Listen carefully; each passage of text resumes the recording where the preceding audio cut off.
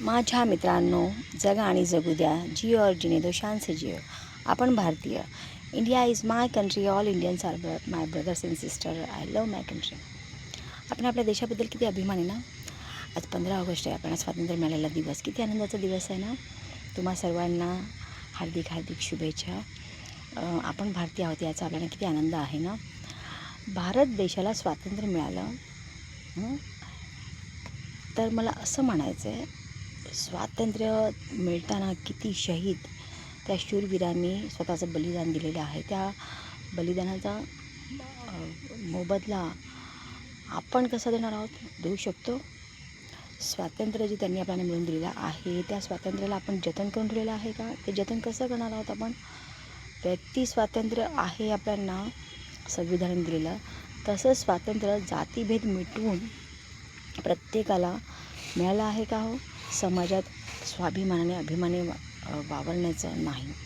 मला जो अनुभव आलेला आहे, जातीभेद झालेला आहे माझ्याबरोबर, तर मला असं म्हणतं आपण स्वतंत्र भारतात आहोत. ज्या शूरवीरांनी जे प्रयत्न केले अतोनात जीवाची बाजी देऊन, तेव्हा स्वातंत्र्य मिळालं आहे. फार मुश्किलने मिळालेलं आहे.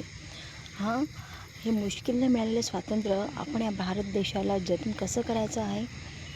आपण भ्रष्टाचार नाही केला पाहिजे. जो करतो भ्रष्टाचार तो समोर आणला पाहिजे, त्यांचा भ्रष्टाचार उधळून लावला पाहिजे. अजून एक महत्त्वाचं बोलायचं, जर स्वतंत्र भारतात आहोत आपण, आपले जे भावी भविष्यातले नागरिक आहेत, भावी पिढी ज्यांनी दिलेलं आंदोलन छेडलं होतं, आणि ते कशासाठी छेडलं होतं? पेपर लीक होतात. जी हुशार मेहनती मुलं, प्रत्येक हुशारच असं नाही, प्रत्येक विद्यार्थी जो मेहनत करून अभ्यास करतो, त्याच्या प्रश्नांची तो छान उत्तर देतो, आणि एखाद्याला असं माहीत असतं 100% की मी खूप छान उत्तर दिलेली आहेत, मला अगदी 70-80-90% त्याच्याहीपेक्षा जास्त मार्क्स मिळू शकतात. आणि जर पेपर लीक झाला तर त्याची किती मेहनत फुकट जाते. पेपर लीकमुळे त्यांनी जे सुंदर अभ्यास केला असतो, अगदी मेहनत करून अभ्यास केला असतो, त्याचे प्रश्नांची उत्तर दिलेली असतात, आणि तेच प्रश्न पुन्हा बदलणार नसणार, परत पेपर लीक.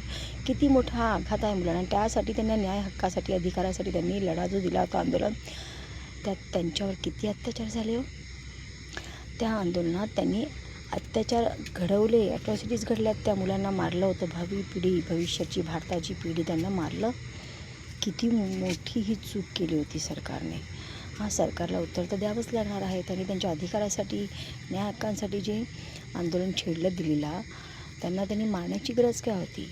हा एक मुद्दा आहे. भ्रष्टाचार जेव्हा भारत देशात खूप वेगवेगळ्या स्तरावर भ्रष्टाचार आहे. माझ्या मते, मी माझा जो अनुभव सांगते, पोलीस खातं ते भ्रष्टाचार नसावं. तिथे भ्रष्टाचार असेल ना तर अजिबात न्याय मिळू शकत नाही तुम्हाला, आणि खूप न्यायासाठी तुम्हाला संघर्ष करावा लागतो. मी म्हणत नाही प्रत्येक पोलीस हा अप्रामाणिक आहे, प्रामाणिक पोलीस आहेत, म्हणून आपण विश्वासाने पोलीस स्टेशनची पायरी चढतो, कोर्टाची पायरी चढतो. असं नाही की प्रत्येक क्षेत्रात म्हणजे मी तर म्हणेन भ्रष्टाचार खूप आहे, पण प्रामाणिक लोक आहेत, म्हणून न्याय अधिकार लोकांना अजूनही न्यायासाठी लढण्याची हिंमत आहे, कारण प्रामाणिक लोकही आहेत. आणि कायदा सुव्यवस्था, संविधानाने जे दिलेले नियम प्रत्येकाने जर पाळले ना, आता माझ्या अनुभवात मी तुम्हाला अपडेट देत राहीन, कोर्टात काय चालतं, जज साहेब जेव्हा ते न्याय देतात.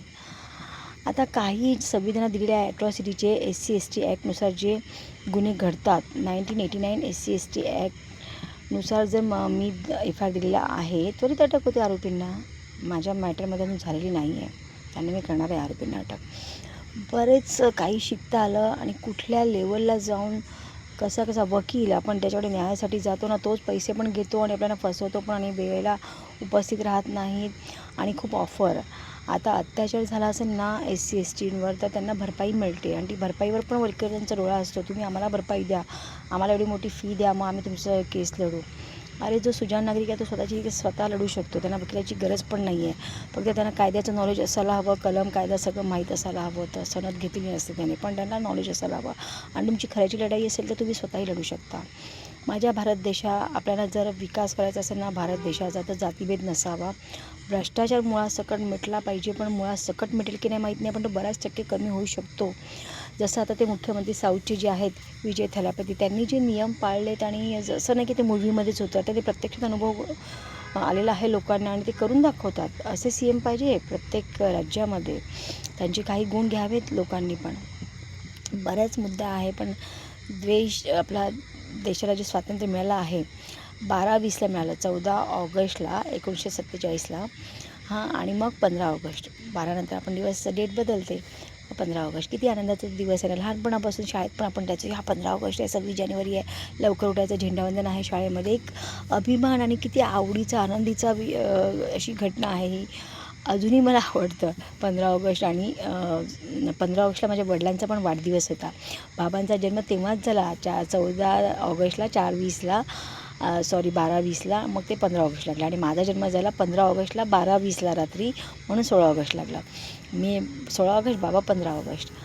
आणि अविस्मरणीय क्षण आहेत 15 ऑगस्ट. माझ्या बाबांचा पण वाढदिवस आहे आणि देशाला स्वातंत्र्य मिळालं आणि त्या शहीदांना खूप खूप मानाची श्रद्धांजली, मानाचा मुजरा. त्यांच्यामुळे आज आपल्याला स्वातंत्र्य लाभलेलं आहे, ज्यांनी प्रयत्न केले देश स्वतंत्र होण्याचं. म्हणून मी तर म्हणे भारत सरकारने, माझ्या महाराष्ट्र सरकारने जातीभेद वैचारिक पातळीवर लोकांचा मिटावा यासाठी प्रयत्न करावे. त्याच्यापासून लोकांना स्वातंत्र्य मिळू दे, जातीभेद नसावा, त्याच्यापासून स्वातंत्र्य मिळू दे. हा मला एक मोलाचा संदेश द्यायचा होता. विषय बरेच आहेत बोलायला, आता वेळ नाही आहे माझ्याकडे.